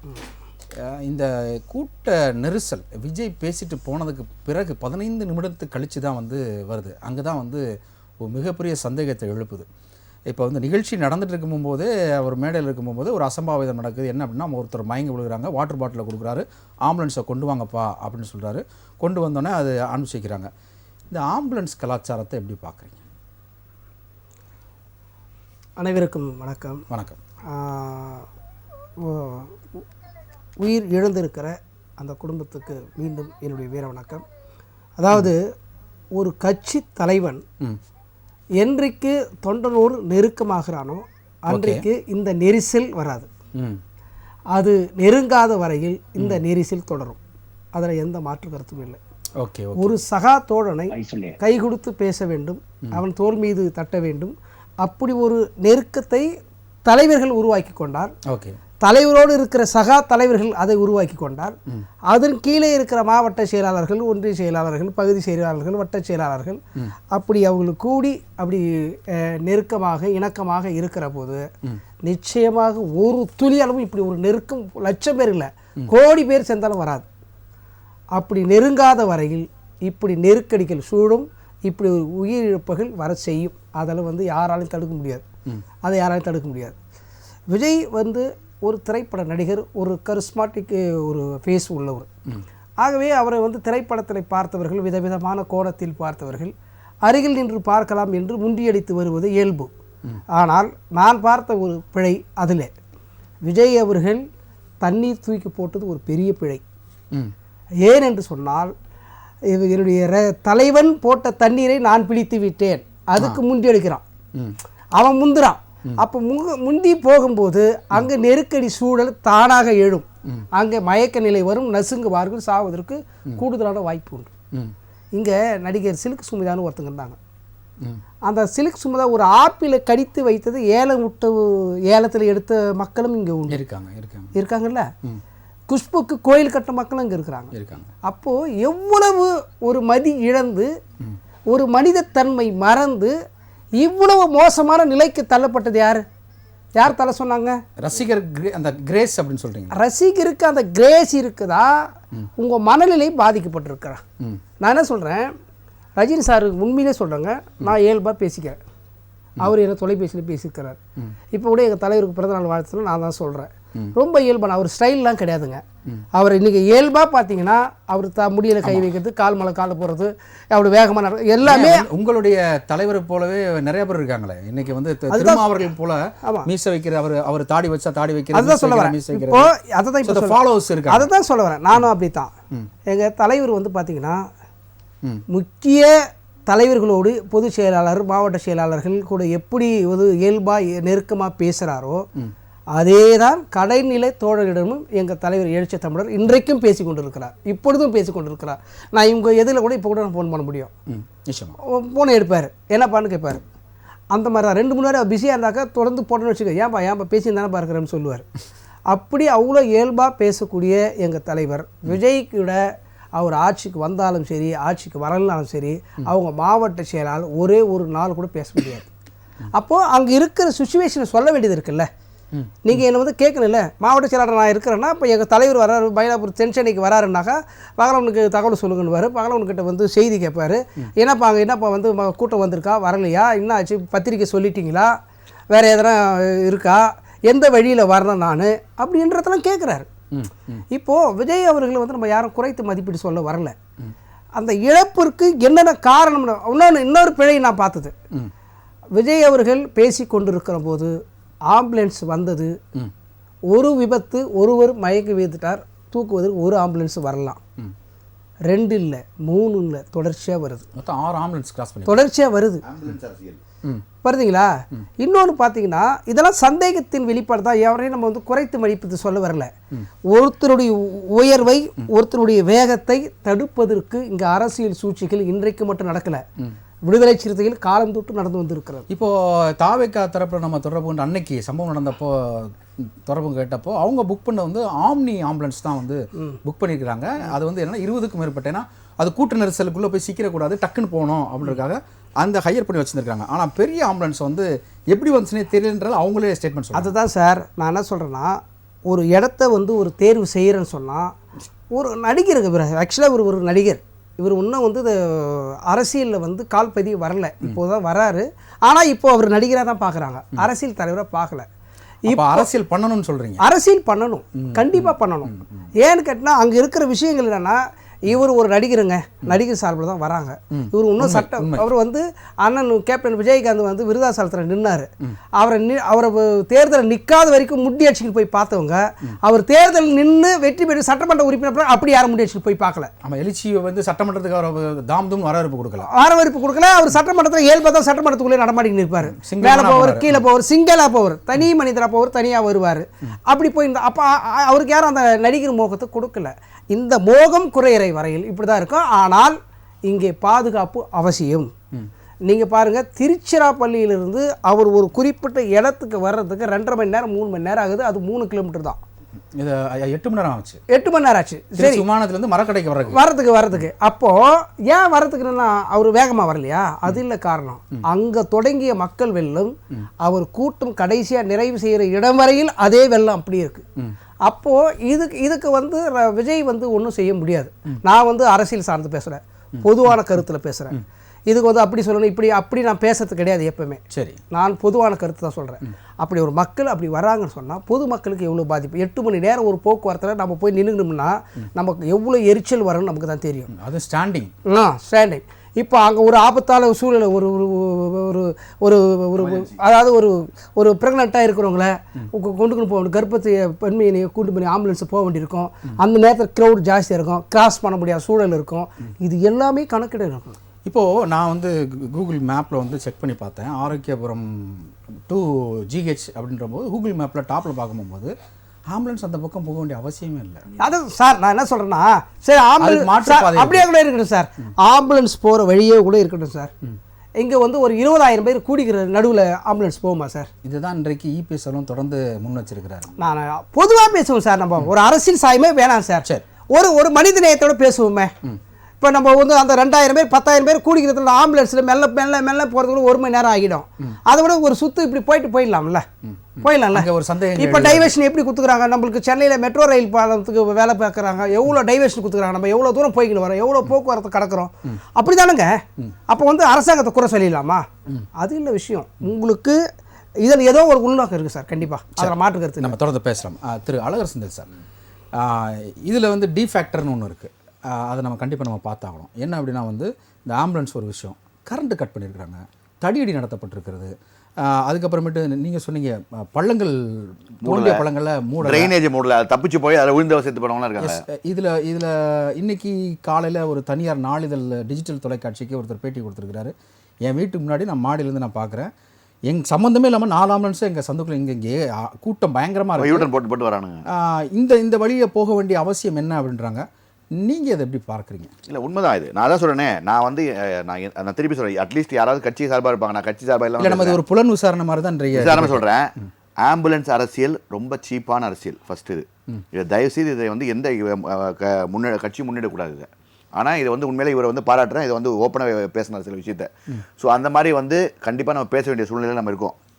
ஒன்று. ரெண்டாவது, நான் முதல்ல சொன்னதான் திருப்பி சொல்கிறேன் விஜய் அவர்கள்ட்ட, சினிமா வேறு, எல்லாரையும் பகச்சிக்கிட்டு பண்ணும்போது ரொம்ப ஒரு படிக்கு மேலே இல்லை, 100 படியாக 100 கண் இருக்கணும்.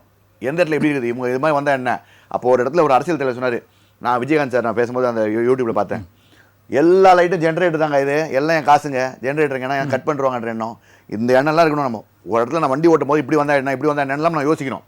அப்போது இதெல்லாம் தாண்டி அந்த இடத்துல வந்து ஒரு ட்ரெயின்டு பீப்புள் வந்து கீழே இருந்ததானா, அவர் சொன்னது என்னன்னா, மின்சாரம் வந்து அரசாங்க மின்சாரத்தை கட் பண்ணிட்டாங்க. இல்ல அதான் கட் பண்ணிடுவாங்க அவர் சொல்ல விஷயம். நான் விஜயகாந்த் சொல்ல அவர் சொன்ன இல்ல, விஜயகாந்த் காணொலி இருக்கு. இல்லங்க, அவர் சொல்ல வந்து சொல்ல இல்ல நான் அதான் சொல்றேன். அவரோட விஜயம் வந்து அவருடைய ஜெனரேட்டர்ல இருக்கிற ஒயர் தான் கட் பண்ணிட்டாங்க சொல்லுங்க. இல்லங்க சார், இல்ல விஜயும் சொல்லியிருக்காரு. இல்ல அதுதான் சொல்லிட்டோம். நான் பார்த்ததை சொல்றேன். அவர் சொன்ன விஷயம் என்னன்னா, இதெல்லாம் பண்ணுவாங்க அரசியல்ல, நான் கேர்ஃபுல்லா இருக்கிறேன்ற ஒரு சொல்றாரு. ஒண்ணு. ரெண்டாவது வந்து கூட்டம் அதிகமானோடனே இவர் என்ன சொல்லலாம், ஜென்ட்ஸ் எல்லாம் அப்படியே உட்காருங்க, லேடிஸ் முதல்ல எழுந்திரிச்சு போங்க, பொறுமையாக எழுந்திரிச்சு போங்க அப்படின்னு லேடிஸ் எழுந்திரிச்சு போனாரு. எங்க வருத்தம்னா, நான் உண்மையாக சொல்றேன், விஜய் இவ்வளோ பாராட்டுறேன். ஏன்னா இவ்வளோ பேர் கத்தி சுற்றுறது கஷ்டம், சுத்துறீங்க. நான் உண்மையில உங்களுக்கு செல்யூட் பண்றேன், இல்லைன்னு சொல்ல.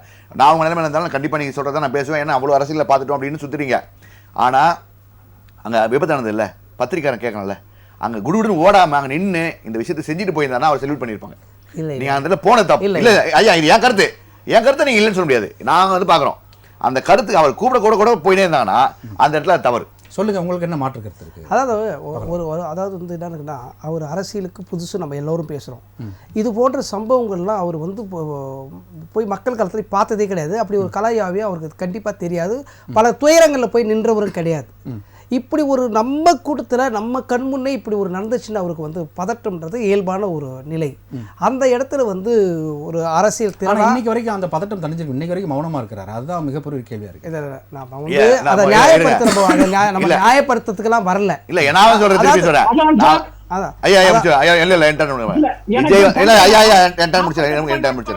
எப்போ மக்கள்கிட்ட நடுவில் குறுக்கு வந்துடும். அது ஆம்புலன்ஸ் எல்லாமே தான் மக்களுக்காக மட்டும் தான் உள்ள வந்துடும். நான் என்ன சொல்றேன்னா, எங்களுடைய பார்வையை தான் சொல்றோம். எங்க பார்வையே நாங்கள் பார்க்கணும், எல்லா பார்வையும் நாங்கள் பார்க்கணும். அப்போ எங்க பார்வை யார் பார்க்கறது? ஸோ அப்போ நான் என்ன கேட்குறேன்னா, ரொம்ப சாணக்கியத்தனமாக எல்லாரையும் நீங்கள் எதிர்க்கக்கூடிய நீங்கள் அப்போ இதெல்லாம் நீங்கள் முன்னாடியே யோசிச்சு வச்சுக்கணும். என்ன சார் மிரட்டிங்கலாம் கேட்கும் போது அப்போ இந்த இடத்துல இது நடந்தால் நம்ம என்ன பண்ணணுன்றது தெரிஞ்சுக்கணும், முன்னெச்சரிக்கை நடவடிக்கை எடுத்துக்கணும். அந்த எண்ணங்கள் அங்கே சுற்றி ஒருத்தர் கூட அந்த சாணக்கியத்தனம் கிடையாது. நான் சேலஞ்ச் பண்ணுறேன். எதுக்கணும் இருக்காங்களே தவிர எல்லாருமே. ஆனால் அதுக்கு அடுத்து அதில் பாதிப்பு வந்தால் என்ன நடத்தணுன்ற ஒரு எண்ணம் வந்து வரல. அங்கே நிற்கணும், அந்த இடத்துல நின்று உண்மை நடந்துச்சு, வேற ஒன்றுமே வேணாம். நீங்கள் சொன்ன மாதிரி வந்து ஒரு பதட்டமாக இருக்கட்டும். ஒரு 4 மணி நேரம் கழிச்சு 3 மணி நேரம் கழிச்சு போயிட்டு நேராக அங்கே போயிட்டோம்னா எப்படி வீட்டுக்கு போகும் போது தோணும்? கரூர்லேயே எங்கேயா இடத்துல உங்களோட இடத்துல நின்றுட்டு என்ன பண்ணணும், அந்த கட்சிக்காரனை முடிக்கி விட்டு நீங்கள் போங்க கூட நின்னுங்கன்னு சொல்லி பண்ணியிருந்தாங்கன்னா அது கணக்கு வேறு. இல்லை, அவங்க சார்ஜ் எடுக்கிறதுக்குள்ள இங்கே வந்து அதுவும் தப்பு, கரெக்ட் தான். அரசாங்கம் சார்ஜ் இல்லை, அது கரெக்ட் தான். சார்ஜ் ஏன் அரசாங்கம் எடுக்கணும்னா அவங்க காத்துனுக்குறாங்க. இப்போ நான் எடுக்கிறேன், நீங்கள் இருக்கிறீங்கன்னா கூட என்ன ஒருத்தங்க பண்ணுறாங்கன்னா அரசியல். இப்போ சொன்ன அரசியல்னா நான் எடுத்து சார்ஜ் எடுக்க ஒன்று. ஐயா என்னோட பேச்சு நான் பேசுகிறேன். ஐயா என்னோட பேச்சு நான் பேசுகிறேன். அவங்க பேச்சு பேசினா ஒரு வார்த்தை கூட வரலையா? நான் பேசும்போது அரசாங்கத்துடைய நான் சொல்கிறேன். அப்போ நாங்கள் போகும்போது அரசாங்கம் வந்து எடுக்கிறாங்கன்னு வச்சுக்கோங்க. இப்போ முதல்ல இருக்காங்க, நாங்கள் போய் ஸ்டெப் எடுத்து தான் ஆகணுன்றதை அவங்க எடுக்கிறாங்க. ஆனால் ஒரே நேரத்தில் 39 பேர் ஒரே நாள் எப்படி கூராய்வு பண்ணீங்கன்ற ஒரு கேள்வியும் எதிர் தவை பக்கம் வைக்கிறாங்க. இதெல்லாம் வந்து முன்னாடியே நடக்கும்னு தெரிஞ்சிச்சா இப்படி நடந்தால் தான் இவர் அமைதியாக இருப்பான்னு நினைக்கிறாங்களா? இல்லை இது யாருன்னு தெரியல. இல்லை பப்ளிக் எனக்கு வரும்போது சொன்னார், நான் யாரும் சொல்ல முடியல. தயவுசெய்து சொல்கிறேன், ஒரு அமைதிப்படை சத்யராஜ் இருக்காரு உள்ள. இந்த அமைதிப்படை சத்யராஜ் இந்த நாட்டுக்கே பெரிய டேஞ்சரான ஆள். அந்த அமைதிப்படை சத்யராஜ் மட்டும் கேர்ஃபுல்லா வாட்ச் பண்ணி இது நாட்டுக்கே பேராபத்து அப்படின்னு சொல்றாங்க. அது யாரு எனக்கு தெரியல, எனக்கு அரசியல் தெரியாதனால தெரியல. எனக்கு தெரியாம சொல்லக்கூடாது. இங்க பாருங்க, நான் தெரிஞ்சு சொல்றேன். எதுமே தெரியாம சொல்லக்கூடாது. தெரியாம சொல்லக்கூடாது. தெரிஞ்சா சொல்லுங்க. நீங்க வெளிய போங்க. வெளிய போங்க. தெரியாம வெளிய சொல்லுங்க. நீங்க வெளிய சொல்லுங்க. இவரே வெளிய சொல்லுங்க. தெரியாம சொல்லக்கூடாது. இது வந்து பப்ளிக். இல்ல இது என்ன சொல்றேன்? இது மாதிரி சொல்லி பப்ளிக் சொல்றாங்க சொல்றேன். தப்பு என்ன? சொல்லுங்க. தெரியல போங்க. இல்ல அப்படி சொல்ல முடியாது. பப்ளிக் சொல்றாங்க. சொல்றாங்க தப்பு. அது தப்பு. தெரியாம எப்படி சொல்ல முடியும்?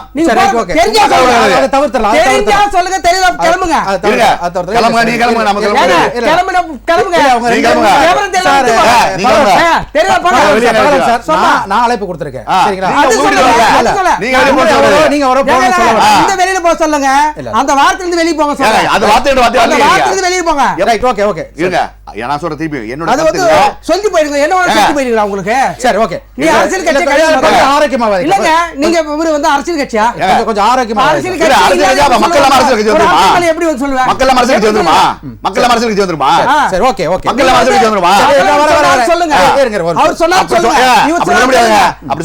சொல்லக்கூடாது.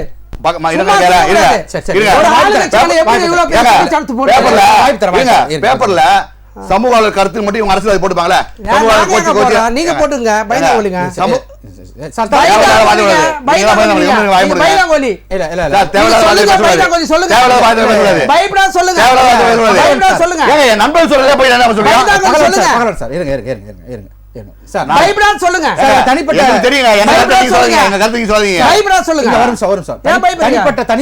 தனிப்பட்ட முறையில் யாரையும் அரசாங்கம் இப்படி பேர் தப்பு சொல்லக்கூடாது. நான் இப்போ சொல்றேன், முதல்வர் அவர்கள் துணை முதல்வர் வந்து யாருமே வந்து அவங்க அரசியல் பண்ண வேணாம்னு சொல்லிட்டாங்கன்னு சொல்லிட்டேன். இதை நான் எங்க அரசாங்கம் சொன்னேன்? சொன்னாங்க, எனக்கு யாரும் தெரியாது. நான் சொல்றேன் பொதுவா, நான் முதல்வரையும் துணை முதல்வர் இந்த தப்பாவே சொல்லல. அவங்க வந்தாங்க, செஞ்சாங்க, நல்லா இது பண்ணாங்க. ஒரு அமாவாசை இருக்கிறாரு, அமைதிப்படை இருக்கிறாரு சொல்லுவாரா? தெரியாதாமா? பப்ளிக் சொல்லும் போது அது சொல்லுங்க. பப்ளிக் என்கிட்ட சொல்லும் போது நான் வரும்போது உங்களுக்கு தெரியும், ஒரு டிபேட்லயும் எல்லா வகையான மக்கள்கிட்ட கேட்கறேன். இந்த மாதிரி சொல்றாங்க வார்த்தைகள், யாரும் கேட்கறேன், சிரிக்கிறாங்க.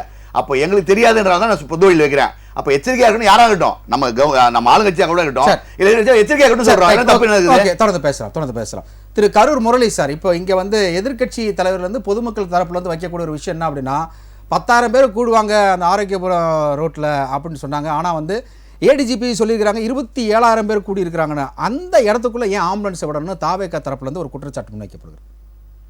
அதுக்குதானே அழகாக சொல்லி இருக்கிறார் போலீஸ் அதிகாரியே சொல்லி இருக்கிறார். கூட்டம் நெரிசல் அதிகமாகிவிட்டது.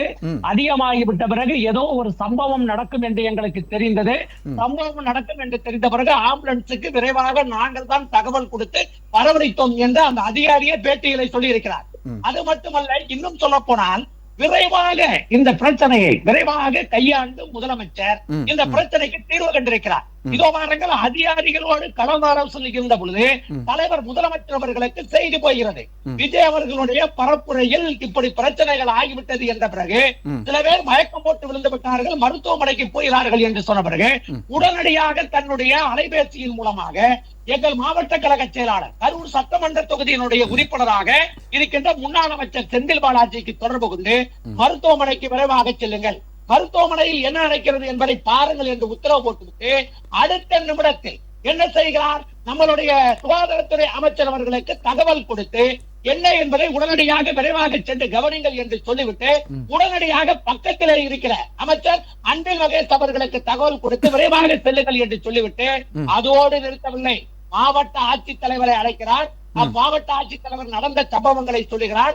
உடனடியாக பக்கத்தில் இருக்கிற திண்டுக்கல், நாமக்கல், திருச்சி போன்ற கலெக்டர்களுக்கு உத்தரவு விடுகிறார். விரைவாக கரூருக்கு செல்லுங்கள், நடவடிக்கை எடுங்கள் என்று சொல்லுகிறார். அதன் பிறகு மருத்துவ இயக்குநரை அழைக்கிறார். பக்கத்திலே கரூருக்கு பக்கத்திலே இருக்கிற டாக்டர்கள், நர்சு, செவிலியர்கள் மற்றும் பணியாளர்களை அனுப்புவீங்கள் என்று உத்தரவு போட்டுவிட்டு அவருக்கு செய்தி வருகிறது. ஒரு 10-20க்கு மேற்பட்டவர்கள் இறந்து விட்டார்கள் என்று செய்தி வந்த பிறகு விரைவாக கோட்டைக்கு அமைச்சர்களை அழைத்துக் கொண்டு போய் விரைவாக கோட்டைகளை சென்று ஆலோசனை நடத்திவிட்டு அவர்களுக்கு 10 லட்சம் ரூபாய் அளிக்கப்படும் என்று சொல்லிவிட்டு தலைவர் முதலமைச்சர் அவர்கள் வீட்டுக்கு சென்று போய் உறங்கினாரா? உறக்கம் அவருக்கு வந்தவா? அவரே சொல்லுகிறார், எனக்கு உறக்கம் வரவில்லை, என்னால் இருக்க முடியவில்லை, நான் டிக்கெட் விமானத்தில் போட்டிருந்தேன், காலையில் போகலாம் என்று என்னால் முடியவில்லை. உடனடியாக விமானத்தை பிடித்து திருச்சி வந்து திருச்சியில் இருந்து கரூர் வந்து கரூரில் வந்து 4:30 மணிக்கு அவர்களுக்கு அந்த பாதிக்கப்பட்ட குடும்பங்களுக்கு ஆறுதல் சொல்லிவிட்டு அவர்கள் அந்த இறந்தவர்களுக்கு அஞ்சலி செலுத்திவிட்டு இத்தனை நடவடிக்கையும் முதலமைச்சர் எடுத்து விட்ட பிறகு அண்ணன் செந்தில் கேட்கிறாரு, தாவே அவங்க கேட்கிறாங்க 39 உடலை எப்படி குடலை நீங்க ஆய்வு செஞ்சு கொடுத்தீங்க அப்படின்னு கேட்கிறாங்களே அப்படின்னு கேட்கிறாரு. கொஞ்சமாவது உங்களுக்கு மனசாட்சி இருக்கா? ஒரு முதலமைச்சர் இல்ல சார், இந்த இடத்துல நான் கொஞ்சம் முரண்படுறேன். அதாவது 2022 மருத்துவ உடற்கூறாய்வு அறிக்கையில என்ன சொல்லப்பட்டிருக்கு அப்படின்றத நம்ம கொஞ்சம் பின்னோக்கி பார்க்கணும். இயற்கை பேரிடர்கள், மழை, வெள்ளம் பாதிப்பு, நிலச்சரிவு, கோர விபத்து, இது போன்ற விஷயங்களுக்கு தான் பேரிடராக கருதி இரவு நேரத்தில் உடற்கூறாய்வு பண்ணலாம். இல்லைனா as per புரோட்டோகால் வந்து உங்களுக்கு 6 மணிக்கு மேலே வந்து போஸ்ட்மார்ட்டம் பண்ணக்கூடாது. அது போக அன்றைக்கு அடுத்த நாள் ஞாயிற்றுக்கிழமை விடுமுறை. அங்கே ஃபார்சனிக்கில் நீங்கள் யார்கிட்ட வேணாலும் கேட்டு பாருங்க, பண்ண மாட்டாங்க. இதை வந்து நம்ம தமிழகத்தில் ஒரு பேரிடராக நீங்கள் அறிவிக்கல, எப்படி இரவு நேரத்தில் போஸ்ட்மார்ட்டம் பண்ணலாம் அப்படின்றது ஒரு மிகப்பெரிய ஒரு கேள்வி எழுதல. உங்களுக்கு இது தெரிஞ்சது முதலமைச்சருக்கு தெரிஞ்சிருக்காதா? அங்க இருக்கிற டாக்டர்களுக்கு தெரிஞ்சிருக்காதா? அங்க இருக்கிற மத்தவங்களுக்கு தெரிஞ்சிருக்காதா? இப்ப நான் என்ன சொல்ற 39 பேர்த்தை அப்படியே வச்சிருக்கணும்னு சொல்றீங்களா? இல்ல சார், அவசரமா இரவு நேரத்துல போஸ்ட்மார்ட்டம் பண்ணக்கூடிய அவசியம் என்ன? காலையில பண்ணலாம்ல. ஒரு பிரச்சனை வந்துவிட்டால் அந்த பிரச்சனைக்கு சரியான முடிவெடுக்கக்கூடியவன் தான் சரியான தலைவனாக இருக்க முடியும். அப்படிப்பட்ட ஒரு முதலமைச்சராக இருக்கிற காரணத்தால் தான் அந்த குடலாய்வுகள் செய்யப்பட்டு உடனடியாக அவர்களிடம் உறவினர்களிடம் ஒப்படைக்கப்பட்டு அந்த பிரச்சனைக்கு தீர்வு கண்டிருக்கிறோம். கள்ளக்குறிச்சியில சார், கள்ளக்குறிச்சியில இறந்து போனாங்க. இரவோடு இரவா நீங்க வந்து போஸ்ட்மார்ட்டம் பண்ணி விடிய காலையிலவா வந்து டெட் பாடி நீங்க கொடுத்தீங்க? கள்ளக்குறிச்சி சம்பவமும் கரூர் சம்பவம். ஆமா சார், இறப்பு சார், உயிரிழப்பு சார். சத்தமே யார் சார்? உங்க ஆட்சியில அனுமதி சார், உங்க ஆட்சியில அனுமதியே பெறாம கள்ளச்சாரம் விசச்சாரம் குடிச்சு செத்து போனாங்க சார் உங்க ஆட்சியில. சொல்லுங்க. அதுக்கு இடையே நீங்க ஒப்பிடுறீங்களா? சின்ன சின்ன பச்சைகளை குழந்தைங்க சார். இதுல குழந்தை இதுல சார் இல்ல சார், இதுல இருந்து நீங்க ஜம்ப் பண்ணி போக முடியாது. இல்ல திரு கரூர் முரளி, நான் கேட்கக்கூடிய கேள்வி என்ன அப்படின்னா, விஷச்சாராயம் குடித்து மாண்டு போனவர்களை நீங்க காலையில போஸ்ட்மார்ட்டம் பண்ணி ஒரே இடத்துல வச்சு நீங்க வந்து தகனம் பண்றீங்க. அன்றைக்கு காமிக்காத அவசரத்தை இன்னைக்கு காமிச்சது ஏன் தான் வந்து எல்லாரும் கேள்வி வைக்கிறாங்க. இவங்க வந்து இவங்க ஒன்றும் ஆக்சிடென்ட் ஆகல சார், தீப்பிடிச்சு எரியல சார், கூட்ட நெரிசல்ல மூச்சு திணறி பலியா இருக்கிறாங்க. மூச்சு திணறி பலியா இருக்கிறாங்க சார். இவங்களுக்கு இவ்வளவு அவசரம் காட்ட வேண்டிய காரணம் என்ன? நீங்க வந்து நெறியாளராக இருந்தாலும் சரி, மற்றவர்களாக இருந்தாலும் சரி, நீங்கள் உங்களுடைய எண்ணங்களை திசை திருப்புவதற்கு எதையும் சொல்லிக் கொண்டிருக்கிறீர்கள். பானை போல சுத்தமானவன் திராவிட முன்னேற்ற கழகம். திராவிட முன்னேற்ற இந்த இடத்துல நான் முதல்வருக்கு ஹேட்ஸ் ஆஃப். துணை முதல்வர் துபாயில இருந்து ரிட்டர்ன் வந்தாரு, அவரை நாங்கள் பாராட்டுகிறோம். தமிழக அரசு எந்த இடத்துலயும் வந்து சலிச்சு போகல. அவங்களுக்கு வந்து தாவேக்காக தான் துணை நின்றுக்குன்னு பார்க்கலாம். ஆனா இந்த உடற்கூறாய்வினுடைய அவசரம் ஏன்? அதாங்க கேள்வி. என்ன சொல்ற, இந்த சம்பவத்துக்கு காரணமான விஜய், அதாவது நம்ம நாமக்கலில் இருந்து கரூருக்கு வருவதற்கு 5 மணி நேரம் எடுத்துக்கொண்ட விஜய், கரூரில இருந்து திருச்சிக்கு போவதற்கு 40 நிமிஷத்துல போன விஜய், ஏன் சார் வந்து இந்த நிமிடம் வரலும் ஒரு கருத்து கூட சொல்லாம இருக்காரு? இது பாயிண்ட் தயாரா இல்ல. ஏன் சார் கருத்து போறது சொன்னாரு? அண்ணன் சொன்னாரு அவர் விமான நிலையத்துக்கு போனாரு, பதட்டத்தோட போயிருப்பாரு. என்ன சார் பதட்டம் என்ன? யாருடைய முகத்துல பதட்டம் வரும்? தப்பு செய்தவனுடைய முகத்துல பதட்டம் வரும். தப்பு செய்தவனுக்கு தான் டென்ஷன் வரும். ஐயோ நம்ம ஒரு தப்பு செஞ்சுட்டோமே, 41 உயிர்கள் சாவதற்கு காரணமாயிட்டோங்கிற பதட்டம். அந்த பதட்டம் இல்லையா? பதட்டம் போடி அவருக்கு.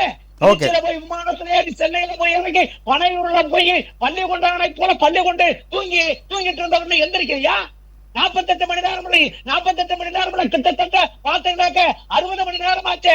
ஒரு இரங்கல் அறிக்கை விடா சார், ஒரு இரங்கல் அறிக்கை, ஒரு ஆர்வலான வாழ்க்கை இல்ல. இரங்கல் அறிக்கை எல்லாம் கொடுத்துட்டாரு அவரு ட்விட்டர்ல போட்டாரு, இரங்கல் அறிக்கை கொடுத்துட்டாரு. இப்ப வந்து நீங்க சொல்லக்கூடிய வைல்டான பாயிண்ட் என்ன அப்படின்னா, அவர் வந்து ஒரு பேட்டியாவதோ இல்ல அங்க மக்களாவோ இருந்து பயணிச்சிருக்கணும்னு உங்களுடைய கேள்வி சரியான கேள்வி. அப்படியே இதுல எல்லாருக்கும் உடன்பாடு இருக்கு, யாருக்கும் மாற்று கருத்து இல்ல, எல்லாத்துக்கும் உடன்பாடு இருக்கு. அப்படியே இருங்க.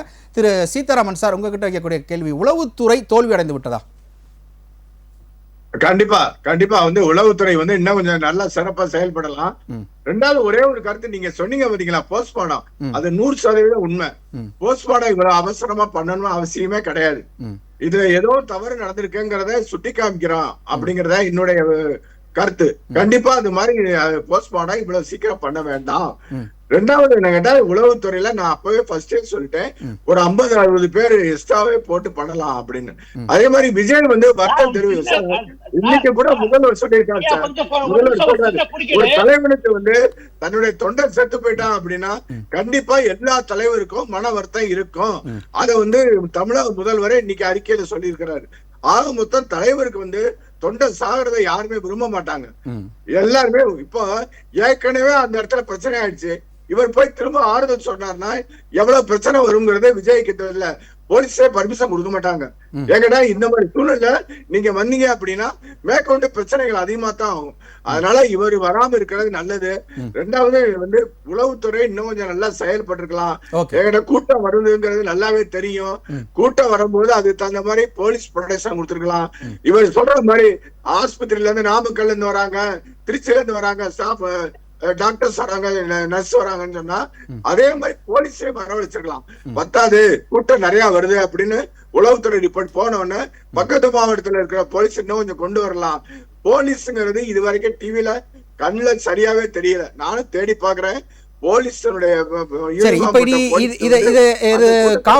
காவல்துறை பார்வையா கூட கேட்கிறேன். இது பெரிய அசம்பாவிதம் நடந்துருச்சு. நீ அடுத்து விஜயனுடைய இந்த மக்களை நோக்கி பயணத்திற்கு வாய்ப்பு கிடைக்குமா? வாய்ப்பு வழங்கப்படுமா? கண்டிப்பா கிடைக்கும் சார். ஆனா நீங்க எழுதி இந்த ராஜ் டிவி மூலமா நான் ஒரு கருத்தை சொல்றேன். இந்த ஆக்சிடென்ட்க்கு அப்புறம் இந்த 41 பேர் இறந்ததுக்கு அப்புறம் அரசியல்ல சில மாற்றங்கள் வரும் சார். கண்டிப்பா வரும். விஜயனுடைய போக்கு வேற மாதிரியா இருக்கும். அவருடைய அவர்கிட்ட அட்வைஸ் பண்றதுக்கு முக்கியமானவங்க எல்லாம் போயிருக்கிறாங்க. கண்டிப்பா அரசியல் மாற்றங்கள் நிச்சயம் உண்டு. ஈவன் ராகுல் காந்தி கூட போன்ல விஜய்ட்ட பேசிருக்காரு. அரசியல் மாற்றம் யாருக்கு? தமிழகத்துல இருக்கிற அரசியல் கட்சிகளுக்கா இல்ல தாவேகாவுக்கா? தமிழகத்துல அரசியல் மாற்றங்கும் போது விஜயனுடைய போக்கு மாறும். விஜயனுடைய சார், போக்கு பெரிய மாறும். மாற்றம் வரும்னு சொல்லுங்க. ராகுல் காந்தி போன்ல பேசிருக்காரு, நீங்க கேளுங்க, நீங்க பேப்பர்ல போட்டிருக்கு, இப்ப டிவில சொன்னாங்க. ராகுல் காந்தி விஜய் கூப்பிட்டு கன்வின்ஸ் ஆமா பண்ணிருக்காரு. பேசுங்க அது மாதிரி நிறைய பேரு இப்போ வந்து நீங்க எழுதி வச்சுங்க, அரசியல் மாற்றங்கள், கூட்டணி மாற்றங்கள் அதிகமா வரப்போகுது. ஓகே. எதை நினைச்சு இது நம்ம இன்னொரு விவாதத்துல பேசலாம். அரசியல் மாற்றங்கள் கூட்டங்கள்ல ஆளுங்கட்சி எது பயந்தாங்களோ அது நடக்க போகுது. அதுதான் நான் உண்மை. ஓகே. திரு பகலவன், உங்களுடைய நிறைவான கருத்து. அதாவது சார் சொன்னாங்க அவர்கிட்ட நிறைய பேர் பேசியிருக்கிறாங்க அப்படின்னு சொல்லிட்டு. குருசாமி கிட்டே பேசுனதா தகவல் வந்து குருமூர்த்தி குருமூர்த்தி கிட்ட அவர் மறுப்பு தெரிவிச்சாரு, இது புரளி என்கிட்ட பேசலன்னு சொல்லி அப்படின்னு சொல்லி ஒரு வந்திருக்குது. குருசாமி தான் கரெக்ட். அந்த கூட்டணிக்கு அவர் தான் குருசாமி. ஓகே. அப்படி அதாவது என்னன்னா, நம்ம வந்து பாருங்க, நம்ம வந்து ஒரு பொத்தாம் பொதுவாக வந்து ஒரு தூக்கி போட்டு ஒருத்தர் மேலே ஒருத்தர் வந்து பலவீனப்படுத்தி பேச தேவையில்லைன்றது தான் நம்மளுக்கு வந்து. சார் சொன்னாங்க இங்கே வந்து இந்த இன்சிடென்ட் மூலமாக இனி அரசியல் கட்சிக்கு எல்லாருக்கும் ஒரு புரிதல் வரும் அப்படின்னு சொன்னார். அது 100% உண்மை. ஏன்னா நெருக்கடிகள் நமக்கு வந்து இன்னும் நமக்கு இப்போ ஒரு அச்சம் நமக்கே வந்துருச்சு. இப்போ எனக்கே வந்து ஒரு அச்சம் வந்துடுது.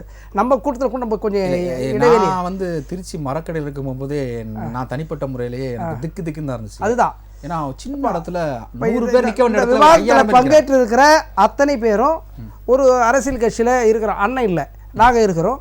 வந்து ஒரு இடத்துக்குள்ள போகிறதுக்கு வந்து அதுதான் சார், நீங்கள் இங்கே இருக்கிறீங்க. இப்போ ஒரு இடத்துக்குள்ளே போகிறதுக்கு எங்களுக்கும் வந்து கொஞ்சம் இடைவெளின்றது எப்படி இருக்கலாம், முன்னெச்சரிக்கை பண்ணலாம். ஆனால் நான் தொடக்கத்திலே சொன்னது தான், என்றைக்கு தலைவன் மக்கள் கிட்ட நெருக்கமாக இருக்கிறானோ அப்போ அவரிடத்துல இருந்து விலகல் கொஞ்சம் தள்ளி இருக்கும். நீங்க நெருங்காத வரைக்கும் உங்களோட நெருக்கம் கிட்ட வந்துக்கிட்டே இருக்கும். அதனாலதான் இந்த அதில் மாற்றமே கிடையாது. இப்போ வந்து அவர் விமான நிலையத்திலேருந்து நேராக வந்து அவர் அவங்க வீட்டுக்கு வந்துட்டாருன்னு சொல்லிட்டு அங்கிருந்து பட்டினமாக வந்துட்டாருன்னு சொல்றாங்க. இப்போ வரைக்கும் என் பதில் சொல்லன்னு சொல்றாங்க. இப்போது கூட விஜய் அவர்களுக்கு அரசியல் செய்ய தெரியவில்லை. இந்த இடத்துல அவர் அரசியல் பண்ணியிருந்தாருன்னா, இந்த இடத்துல ஒரு அரசியல் பண்ணியிருந்தாருன்னா ஒரு மாற்றம் வந்து என்ன அரசியல் பண்ணியிருந்திருக்கணும் சொல்லுங்க சார். அந்த இடத்துல அந்த பஸ்ஸை விட்டு அங்கேயே நான் அந்த ஜனங்களோட போறேன்னு சொல்லி பாருங்க சார். அந்த இடத்துல போங்க, அங்கேயே போங்க. நானும் மக்களாக மருத்துவமனைக்கு வருவேன்னு சொல்லுங்க. அந்த இடத்துல போய் நின்று உட்காந்து மறியல் பண்ணுங்க. இது எப்படி நடந்துச்சு கேள்வி எழுப்புங்க. எப்படி வந்துச்சு சொல்லுங்க. அதை இழந்தவங்க குடும்பமே உன் பக்கத்தில் உட்காந்துருக்கும், உன்னை எதிர்த்து இருக்காது, உன் பக்கத்தில் உட்காந்துருக்கும். அந்த துணிவு இல்லை உங்களுக்கு இல்லை விட்டாலும் உங்களுடைய தோழமைக்கு இல்லை, உங்க சக தொண்டனுக்கு இல்லை. அது தெரியல. நீ தெரிஞ்ச ஒரு அரசியல் தெரிஞ்ச ஒரு ஆள் ஒருத்தர் கூட இல்லை, படிச்சாளங்களை வச்சுன்னு இருக்கலாம், நீங்க ஐடியாலஜி சொல்றவங்களை வச்சுன்னு இருக்கலாம், ஒரு பெரிய ஒரு இன்டர்நேஷனல் லெவலில் வந்து ஒரு கருத்து சொல்கிற அளவு வச்சுன்னு இருக்கலாம். ஆனால் மக்கள் களத்தில் உழைக்கின்ற மக்கள் நாடி துடிப்பை பிடித்து பார்த்து அரசியல் சொல்லக்கூடிய அரசியல் அது பக்கத்தில் இல்லை, அனுபவசாலியே இல்லை, ஒரு சாதாரண தொண்டை இல்லை உங்ககிட்ட, ஒரு சரியான பதிலை சொல்லலை. போவான், டிக்கெட் எடுப்பான், படத்தை பார்ப்பான், படத்தை பார்த்து விசில் அடிப்பான், கை தட்டுவான், அவன் தான் இருக்கிறான். அதே நிலையில் தான் இப்போ உங்களை பார்த்த வேண்டிய கை தட்டுறான், விசில் அடிக்கிறான், போகிறான்னு. உங்கள் விசில் மட்டும் தான் போய் மக்கள்கிட்ட செய்தியா? உங்களுக்கு மக்களுக்கு என்ன செய்தி சொன்னீங்க இது வரைக்கும்? அனுபவசாலிகள் இந்த நிலைமை கண்டிப்பா சார், அதுல மாற்றமே இல்லை சார். நீங்க இந்த இடத்துல நீங்க அரசியல் செய்ய மறுத்துட்டீங்க சார்.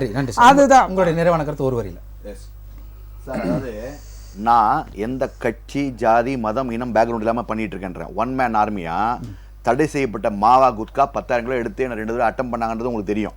நான் பயந்தேன்னு சொல்லும் போது சிரிப்பு எனக்கு. என்ன காரணம்னா, கொஞ்ச நேரத்துக்கு முன்னாடி தான் சொன்னேன், ஒரு அன்பில் அவர்கள் கண்டிஷன் போட்டாங்களேன்னு சொல்லி நான் இடத்துல அதெல்லாம் கேளுங்க சார்னு சொன்னேன். அப்போ அதை சொல்கிறேன், இதை சொல்லியிருக்க மாட்டேன்னா. நான் மக்களோட சார்பாக வர்றதுனால ஷேர் ஆட்டோவில் ஒரு அந்த வார்த்தையை மைண்டில் பட்டு சொல்கிறேன். ஆனால் எந்த நான் வந்து தனியாக எனக்கு என்னை தொட்டா இப்போ இந்த கட்சிக்காரர் வருவான், இந்த ஜாதிக்காரர் வருவான், இந்த வழக்கறிஞர் வருவான், நான் சிங்கிள் மேன். அப்போ நான் பயந்தவன் சொன்னால் எந்த கட்சியும் இல்லாத வந்து நின்று அந்த பதில் சொல்ல முடியுமா? இப்போ நீங்கள் கூட கேட்டீங்க போஸ்ட்மார்டம் ஏன் அவசரமாக பண்ணியேன்னு. அப்போ உங்களுக்கு பதில் தெரிஞ்சுன்னு கேட்டீங்களா நீங்கள்? அப்படின்னு உங்கள்கிட்ட சண்டை போட முடியுமா? புரியுதா நான் சொல்றது? இல்ல அதுக்கு நீங்க பதில் சொல்லிட்டீங்க. நான் நிகழ்ச்சியோட நிறைவான கருத்து கேட்டேன், விளக்கம் கேட்கல. சரி, ரைட், ஓகே. மாப் சைக்காலஜின்னு ஒன்று தெரிஞ்சிடணும். அதாவது மாப்னா கூட்டம். இந்த கூட்டம் சேர்ந்தா குறிப்பா இளைஞர்கள் வந்து ரொம்ப அக்ரிவேட் ஆவாங்க. ஃப்ரெண்ட்ஸ் வந்தாங்க, மச்சி மாமா அப்படி இப்படின்ற மாதிரி வரும். எல்லாமே அந்த 20லேருந்து இந்த 40க்குள்ள தான் அந்த கூட்டம் இருக்குது. அதனால முதல்ல வந்து விஜய் அவர்களுக்கு சொல்றேன், நீங்க திருப்பியும் சொல்றீங்க, பயங்கரமா செய்வீங்க அரசியல், நீங்க நல்லா வாங்க, உங்களுடைய தாட் எல்லாம் ஓகே. ஆனா நான் என்ன திருப்பி சொல்றேன்னா, ட்ரெயின் பண்ணுங்க. ஒரு ட்ரைனிங், பொலிட்டிக்கல் ட்ரைனிங் ஒன்று இருக்கணும். அது இல்ல. ஆனா மக்கள் பலியாடுற. இன்னொன்னு என்னன்னா, இந்த மக்கள்கிட்ட சொல்றேன், தயவு செய்து சினிமா பீப்புள் கிரேஸ் வந்து கொஞ்சம் குறைச்சிக்கங்க. நான் வேணாம்னு சொல்ல, குறைச்சிக்கிட்டீங்கன்னா மக்கள் நிம்மதியா இருப்பாங்க, அரசியல வந்து ஆரோக்கியமா இருக்கும். நன்றி சார், நன்றி சார். திரு கரூர் முரளி, உங்களுடைய நிகழ்ச்சியினுடைய நிறைவான கருத்து ஒரே வரியில. ஒரு தாய் உள்ளத்தோடு விஜய் கூட்டத்துக்கு வந்தவர்கள் தான் இப்படி ஆகிவிட்டார்கள் என்று எண்ணாமல் கேள்விப்பட்ட மாத்திரத்தில் விரைவாக வந்து எங்கள் கரூர் மக்களுக்கு ஆறுதல் சொல்லி தேர்தல் சொன்ன தமிழ்நாட்டு முதலமைச்சர் அவர்களுக்கும் துபாய் பயணத்தை ரத்து செய்துவிட்டு எங்களுக்கு ஆறுதல் சொன்ன துணை முதல்வர் அவர்களுக்கும் அமைச்சர் பெரும் மக்களுக்கும் கண்ணை இமைப்பதை போல கரூர் மக்களை பாதுகாத்துக் கொண்டிருக்கின்ற எங்கள் செந்தில் பாலாஜி அவர்களுக்கும் பாதிக்கப்பட்ட மக்களின் சார்பாகவும் கரூர் மக்களின் சார்பாகவும் ஊடகத்தின் வாயிலாக நன்றியை தெரிவித்துக் கொள்கிறேன். தர்மம் வெல்லும், நன்றி சார். தர்மத்தின் வாழ்வுகளை சூதுகவும் தர்மம் வெல்லும், எங்களுடைய திராவிட மாடல் ஆட்சியும் வெல்லும். நன்றி. நிகழ்ச்சி வந்து கருத்துக்களை பதிவு செய்த அனைவருக்கும் ராசிகள் நன்றிகளும் நன்றி ஐயா. வாழ்த்துக்களையும் வணக்கங்களையும் தெரிவித்துக் கொள்கிறோம். நேயர்களே, இத்துடன் நம்முடைய விவாத நேரம் நிகழ்ச்சி நிறைவு பெற்றது. மீண்டும் நம்முடைய பங்கேற்பாளர்கள் சார்பாகவும் நம்முடைய ராஜ் செய்திகள் குழுமத்தின் சார்பாகவும் கரூரில் உயிரிழந்த 41 அன்பர்களுக்கு எங்களுடைய ஆழ்ந்த இரங்கலையும் அவர்களுடைய குடும்பங்களுக்கு எங்களுடைய ஆறுதலையும் தெரிவித்துக் கொள்கிறோம். மீண்டும் சந்திக்கலாம். நன்றி, வணக்கம் நண்பர்களே, மக்களே.